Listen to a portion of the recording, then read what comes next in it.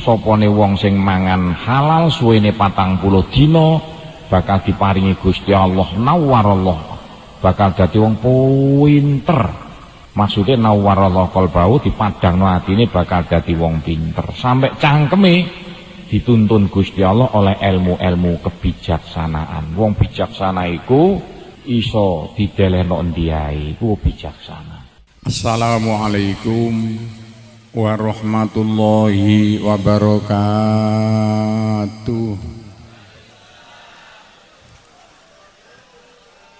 Bismillahirrahmanirrahim. Wa qala ngendika Kanjeng Nabi Muhammad sallallahu alaihi wasallam. Kanjeng Nabi ngendika maneh, manutahe sapane wong akala iku mangan man al halala ing panganan kang halal arba'ina yauman ing dalem jaman 40 dina. Nawara moko madangaken sapa Allah qalbahu ing atine man. Sopane wong sing mangan panganan halal sampai 40 dina suwene. Jarine Kanjeng Nabi, wong mu atine bakal diparingi padang sehingga iso dadi wong makrifat. Sing paling penting wa ajra lan nglakokaken sapa Allah ya Nabi al hikmah ing pira-pira sumbere ilmu-ilmu hikmah utawa kebijaksanaan mingkol bi sanga atine man walisani lan cangkeme man. Wong nek gelem mangan halal suwene 40 dina bakal diparingi padang atine oleh ilmu-ilmu laduni, oleh ilmu sing aneh-aneh teko ngersane Gusti Allah, lan bakal oleh macem-maceme ilmu hikmah sing metu teko atine lan cangkeme. Padahal jareno Al-Qur'ane wa mayyu'tal hikmata faqad utiya khairon katsira. Sopone wong diparingi Gusti Allah oleh ilmu hikmah, berarti wong mau diparingi Gusti Allah peparing yang luar biasa. Hikmah iku apa? Hikmah iku contone ngene lho, wong nek oleh hikmah, sampean belajar ngene iki, sampean iso siji, iku iso berkembang nyantol berkait malah dadi 100. Iku namanya oleh ilmu hikmah. Tapi nek wong calone bodoh, sampean belajar oleh ilmu 100, lali sing 99, karek sitok pelongak pisan.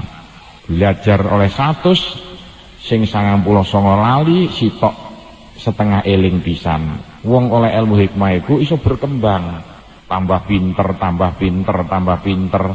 Lho supaya sampean oleh kaya mengkono yaiku diarani ilmu laduni. Kaya apa supaya sampean usah mangan halal suwene 40 dina. Nek cara wong-wong tarekat 40 dina iku niru Nabi Musa dalam Al-Qur'an, ulan selo suwene 30 dina ditambah 10 dina ulan besar tanggal 1 sampai tanggal 10.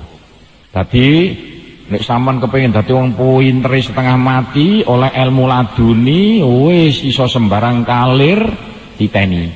Nek ulan selo mulai tanggal 1 sampai tanggal 30 berarti 30 dina. Ditambah maneh ulan besar mulai tanggal 1 sampai tanggal 10. Iku sampean usahakno sampean mangan halal. Kaya apa carane? Nek iso timbangane nganggur poso. Aja poso nuruti syahwat tapi poso krana njaluk ring Gusti Allah supaya dadi wong pinter. Nek iso mangane aja nuruti syahwat, apa sing seneng aja dipangan. Mergo nuruti syahwat iku bolone setan. Malah cara wong-wong tarekat jare mangane usahakno lah mangan ninggalno apa sing sampean senengi. Sampean seneng sate aja mangan sate, go nuruti seneng iku nuruti syahwat. Sampean senenge iwak goreng aja mangan iwak goreng, sing sampean senengi sampean tinggalno. Suwene 40 dina tapi hati-hati dieling-eling engko wis tanggal 9 ulan besar. Mulai beduk sampai maghrib aja keluyuran, sampean ndonga ring Gusti Allah. Apa sing sampean karepno niku tanggal 9 wulan besar cos pleng tok cer sampean titeni. Nek sampean kepengin pinter, kepengin dadi pembesar besok sampai dadi menteri dadi wong gedhe rialate njaluke ring Gusti Allah yaiku nek besok wis tanggal 1 wulan Sela sampean rialat. Nek iso poso gak iso ya ninggalno panganan sing sampean senengi. sampai 40 dina terakhir tanggal 10 ulan besar. Lan donga sing paling top nek wis tanggal 9 ulan besar mulai zuhur, mulai jam 12 sampai maghrib. Donga ngangge napa? Lah nek sampean gak duwe donga Fatihah wis cukup kanggo donga.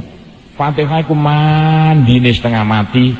Kok dalam waktu 40 dina nek iso sampean njaluk ring Gusti Allah, nek iso donga-donga khusus, nek gak iso Fatihah wis cukup. Diwaca ping pira, Pak? Ping 7 wis cukup. Ping 7 saben bakda salat. Sing mantep njaluk apa ring Gusti Allah, khususe sampeyan njaluk ngelmu, njaluk dadi wong pinter, njaluk dadi wong sing bisa berguna di masyarakat. Bisa mimpin negara cekak bujat kabeh negara ngene iki. Kepimpinane rata-rata akeh sing korupsi. Kapan maneh dandani negara ini gak melalui pondok. Pondok dilatih supaya dadi wong sing jujur, dilatih supaya dadi wong sing temen gak mbujukan. Wis, iku maksude dawuhe Kanjeng Nabi, sopone wong sing mangan halal suwene 40 dina bakal diparingi Gusti Allah nawarallah, bakal dadi wong pinter. Maksudnya nawarallah qalbahu, dipadangno atine bakal dadi wong pinter. Sampai cangkeme dituntun Gusti Allah oleh ilmu-ilmu kebijaksanaan. Wong bijaksana iku iso didelehno endi ae, iku bijaksana. Iku ditafsiri 40 dina iku digandeng-gandeng karo dawuh-dawuhna Al-Qur'an, yaiku lan selo lan besar. Wayahe nek Mekah kono wong-wong haji mulai kenek wong mau yaiku mulai niat ingsun haji kanis ulan selo 30 dina tambah besar 10 dina. Dadi malaikat siap-siap kabeh. Kadang-kadang wong takon lho kenek apa ta Pak? Katik ulan selo besar. Wong haji ku mulai kenek niat ingsun nglakoni haji ku mulai tanggal 1 ulan selo. Sampai kapan wong haji tutup? Ya sampai tanggal 10 ulan besar. Dadi mergo malaikat menisan medun ring bumi nyateti wong haji sing saarat-arat sampean katut kecatet pisan. Gak iso lunga haji cukup rialat 40 dina. Dieling-eling maksude rialat aja mangan sing sampean senengi. Titik. Kene biyen dikongkon kiai ku cah 40 dina. Tak titeni donga sing tak waca ya sing tak ulang sampean kabeh iku ya man wa fi ulwihi kain sak piturute iku ngene gak iso takokno pengurus pondok. Tak waca gak akeh-akeh saben dina mek ping 5 tapi aku dilarang kiaiku nalikane taun nek gak salah iku 71 nek gak 72 1971 40 dina.